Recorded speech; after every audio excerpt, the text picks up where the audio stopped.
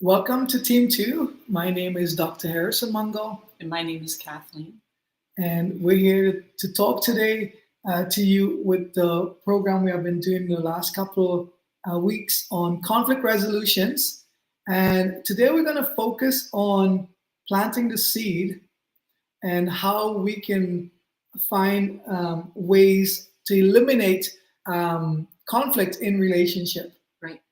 And one of the things that we really want to stress is how important your life is watching this show, and as a couple, and even getting into a relationship, because we believe two is better than one. That's right, for sure. Two is better than one. So we have discussed, I guess, in the past, we have discussed about effective communication, and we've spoken about the 90-10 rule. Yeah. And then this next show, we talked about financial stress and disagreements. But with that, we talked about. So the financial stress that Kathleen's talking about is the second highest problem why couples separate and fall into divorce. The first one is lack of communication. Right. And today, when we look at the statistics, the third major issue in relationship is infidelity. Infidelity and betrayal of trust. Betrayal of trust, which goes hand in hand. Yeah. So I want to talk to you about that today. How can you eliminate infidelity? Infidelity affairs does not necessarily mean sexual related. It can also be emotionally related, where people can have emotional affairs just like they can have sexual affairs. Right. And a lot of that time, it's just a lot of misunderstanding or allowing ourselves into things that we never thought we would, just because we've been open to that, and not even intentionally. A lot of people get into affairs or infidelity without even, they're not saying, I'm going to do that one day. It's just, I'm going to do this. It just slowly creeps in. And that's why it's so dangerous. Yeah, I remember having some friends and we're chatting with them, and one of them escalated where they did not see how connecting with someone from his classmate, and they've been married for about 25 or 30 years, but they connected on one of the social media platform with their classmate, and every day they were having conversation with the opposite sex, developing a soul tie, and that created a big problem because there was an emotional bond being developed. And so it led to conflict in the relationship, where there was a lot of arguing and yelling and screaming and a lot of belligerence happening. Anger started to stem up. Sometimes it came to the point where they were throwing things around, breaking. They were swearing at each other. It became a chaotic mess from something so simple, when the person thought there was no harm in doing it. Right. And I know another situation where a friend had talked to me and said, my husband doesn't really talk to me. He doesn't really show that he cares and he loves me. And then a week or two later, she met again, like you said, somebody from their class. Yeah. Connected on some social media platform, and then she said, we're going to go for coffee. And I'm like, do you know what that's doing? Because she was vulnerable at that time because she was struggling in her relationship. Right. I cautioned her not to, and thankfully she didn't. And something so simple. Yeah, it's so innocent, right? And I think sometimes as couples, we have to remember that we don't want to give room for the enemy to intervene and get into our lives. I remember when we first were dating, and the relationship was getting very strong. I was very, what's the word? I was not confident in who I am, because Kathleen here is Kathleen with a blonde hair, blue-eyed girl, and all her friends, most of her friends were male friends who were from a youth group, and they were blonde hair, blue-eyed Dutchmen who were very tall and good-looking, I must say, and I felt very much of a threat to that.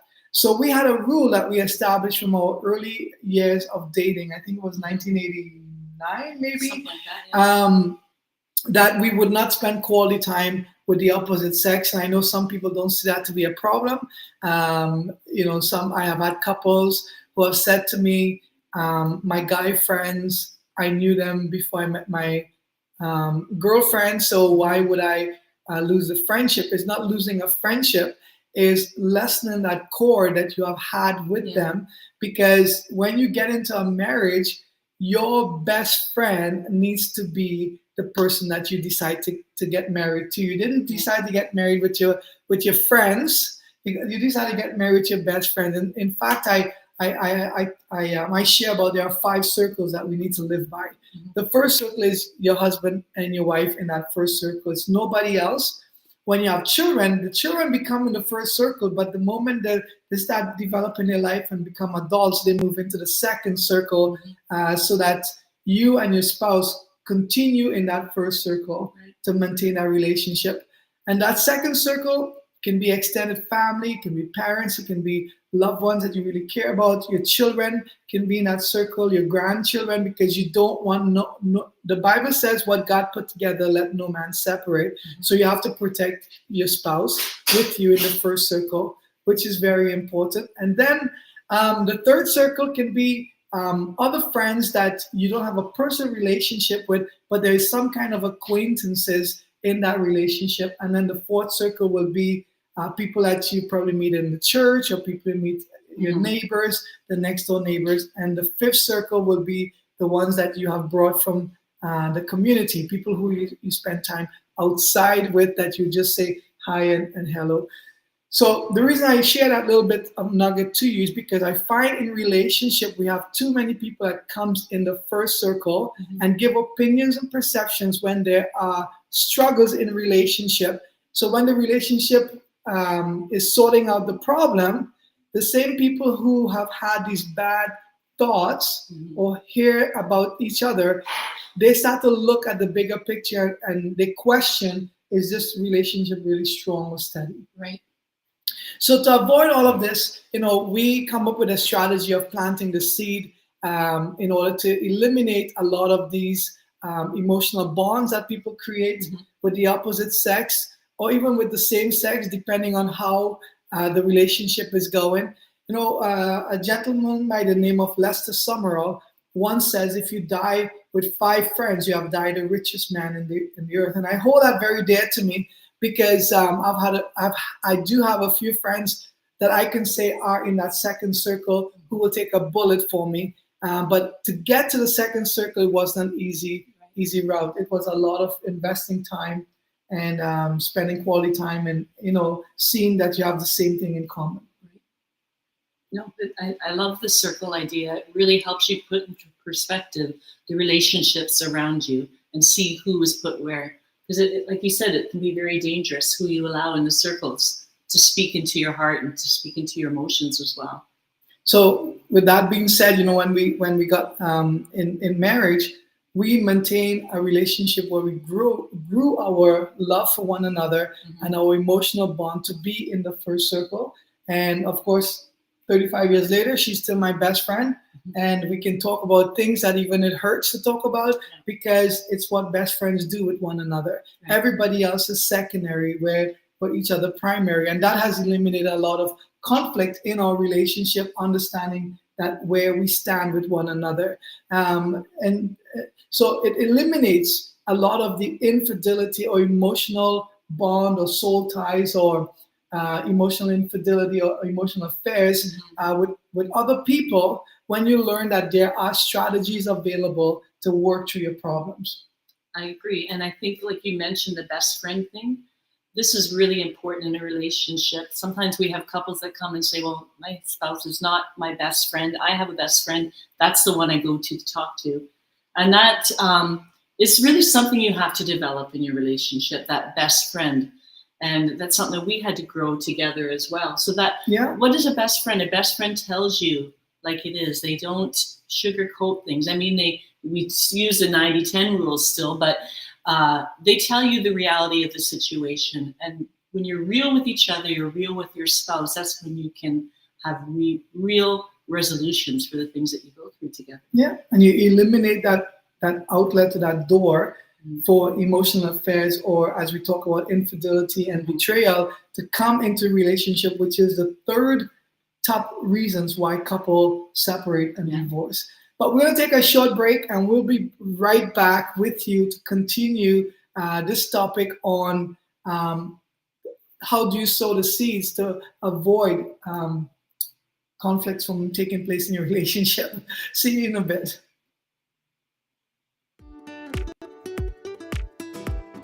At Team 2, we believe in the power of connection.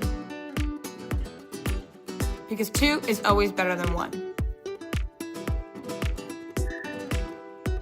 Through therapy, workshops, and retreats, Team 2 gives couples the tools to heal, grow, and build lasting love. Join us in saving relationships, strengthening families, and restoring hope. Donate today, because love is worth fighting for. Love is a journey, not a destination, but a discovery. At Team 2, we walk with you every step, guiding love forward. Here, every story matters, and every step forward brings light to love. Because stronger connection is the heart of every lasting relationship. Connect with Team 2 today, because 2 is better than 1. Welcome back to our show, Team 2, where 2 is better than 1. And today, as we talk about conflict resolution and targeting infidelity and betrayal, one of the strategies we have learned through our years of marriage and also in the private practice of psychology is how do you use the planting the seed method to resolve a lot of these problems in relationship. And, just during the break, we're talking about there's a high percentage, I believe, out of that research, we're talking about 886 people, 54 to 60%, that range of where infidelity is very prevalent, not just sexual infidelity, but the ones that had an emotional infidelity or emotional affair also was added on to that. And that's a very high number. Yeah, it is.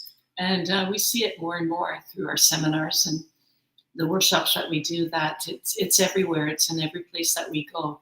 And we talk a lot about putting safeguards in our relationship as well. And that's why we kind of talked about those circles that we were just mentioning about. These are some safeguards you can put in to help eliminate from you going any further in order for it to become infidelity.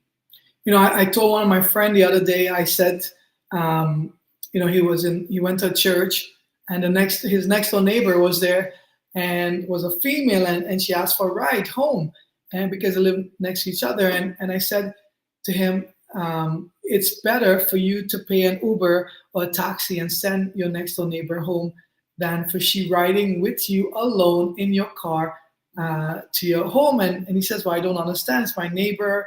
We're good friends, etc. I says, yes, but what is the image that's being portrayed out in the community? Here, people are seeing you and a woman that is not your wife going home, and then they call your wife up and say, hey, I see your husband with another woman. Can you imagine what's going to go through his wife's mind?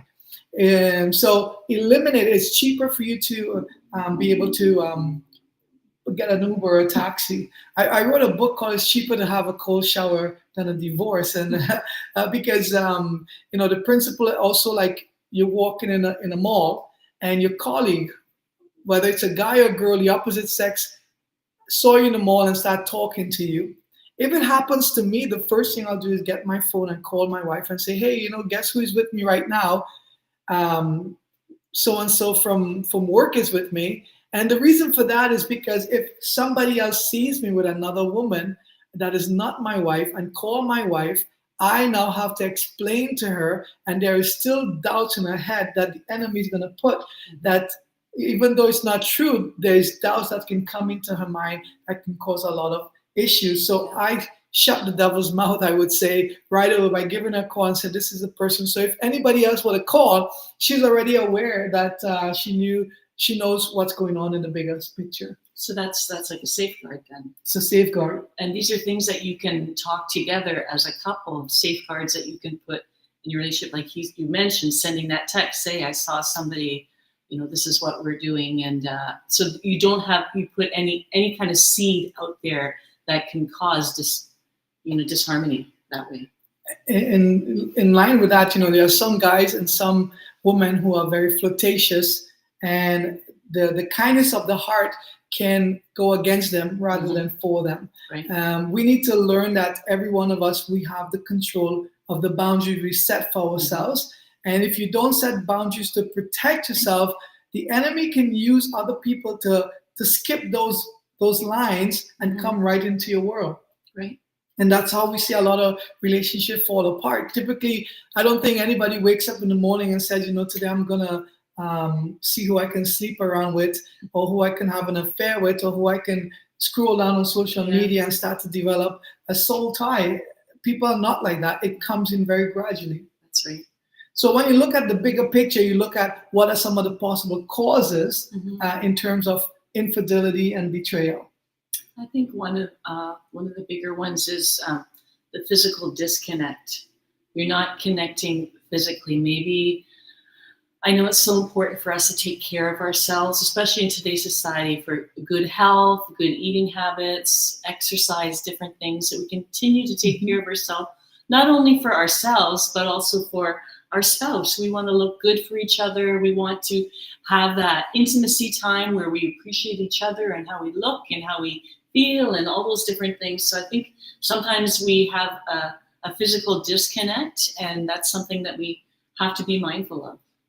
It's almost like the commercial where they have a nice big truck, but they have a female sitting on the truck. And for men, it's a manipulation of the brain, thinking if you get the truck, you get the woman. But it doesn't work like that. And with couples, think about when you were single, you spend all the time trying to look good, buy good clothes, smell good. You kind of prep yourself up, hoping you'll get a catch when you go out there. And then you do get a catch and you get married. And then after marriage and the kids come along, you stop taking care of your physical body. And I think that's very important to understand, that when you get married, you didn't get married so your spouse can become your nurse in the future, which means you got to take care of each other all the time. And also your spouse didn't become a parent where they have to tell you what to do and what not to do. That causes a lot of problems, because when the disconnect is there and the physical attraction is not there, infidelity creeps in the relationship. And then sometimes you put in that mix, there might be some past traumas as well, that we can bring into our relationship. Maybe something really went wrong in the first relationship and it kind of scarred you. And that's something that really needs to be worked out together, and it needs to be talked about, not hidden. It needs to be something that needs to be revealed in order for healing to come. And that, again, it can be something that hinders that. And for some men or women who have been sexually abused when they were a child or in the younger age, the brain doesn't forget that memory. And if closure is not there and have not dealt with it in a proper way, it can come back. In fact, we had friends who were sexually abused. She was in her 40s, I believe. They're pastoring a church. And I know she wouldn't mind me sharing this story because she got really healed from it. But she was living with her sister, and her brother-in-law was sexually abusing her. And she was very young, and she came to a point where she decided to leave her sister and go back to her home country. And then she got married and became a pastor's wife and continued, had some children, etc. But I think it was in her 30s, no, in her 40s, she started to have these flashbacks and nightmares of what was happening to her when she was a young teenager.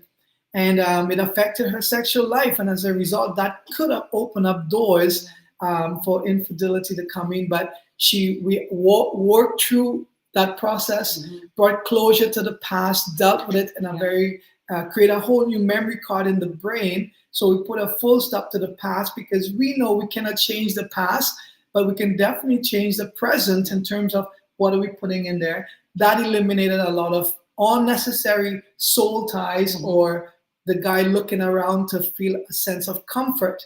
Because as well as I do watching this show, sex is one of the biggest struggles in every relationship. In fact, I ask myself the question, why is it a multi-billion-dollar industry in the world with the whole sexuality and sexual world in terms of videos and porns and movies and all the things revolving around sex. And I think it's a trap from the enemy.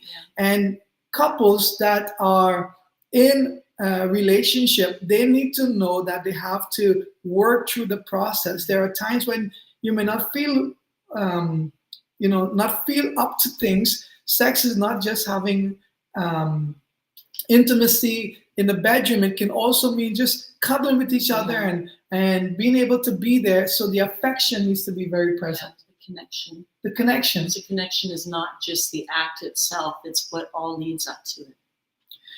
So with that being said, I know you're probably wondering, what is planting the seed to resolve the problems of conflict resolution, especially as we talk about infidelity today? We're going to take a short break and we'll be right back and we will give you the answer. See you soon. At Team 2, we believe in the power of connection. Because 2 is always better than 1.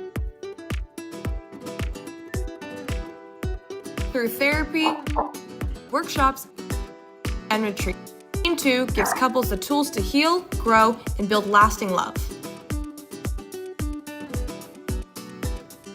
Join us in saving relationships, strengthening families, and restoring hope.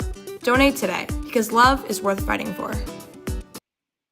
Love is a journey, not a destination, but a discovery. At Team 2, we walk with you every step, guiding love forward. Here, every story matters, and every step forward brings light to love. Because stronger connection is the heart of every lasting relationship. Connect with Team 2 today, because 2 is better than 1. Well, welcome back. Well, as we talk about planting the seeds today, and we're going to wrap up this show very shortly, planting the seed is very important to avoid conflict resolution. So one of the things we have found out, like we have shared with the 90-10 rule, is that we have a tendency to be able to speak things that we regret at times because our emotions are shattered, or it feels wounded, or sometimes you feel the bandage has come off and it really affects you. And then you don't know how to deal with everything else that happens, and it just crumbles down. The relationship just crumbles down. Planting the seed is learning how to use strategic words so that individuals know at that moment you're not ready to have a conversation. Planting the seed means you have to let the dust settle down first and not to react impulsively. So a prime example, in this show, we talk about a dirty cup as an example, or spending money, or etc. Planting a seed would be, you come home and you notice that, things are not the way it's supposed to be. You got affected by it. Your emotions are heightened because you had a bad day at work. You were stressed out. And what you did is you notice what the problem is. Planting a seed can mean waiting 1 or 2 days and basically saying, hey, the other day I noticed X, Y, and Z. What do you think we can do about it? And then change the topic. And your spouse may say, well, what do you mean? And try to give an explanation.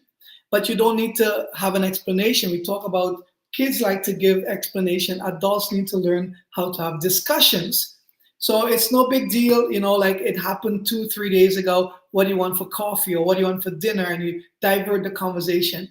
It's guaranteed that seed has been planted, that something bothered you, whatever that something was. So the next time if your spouse try to do it again, their brain is going to bring that information in and say, my spouse was bothered by it a month ago when I said this or did this or went here, or, whatever the perception may be.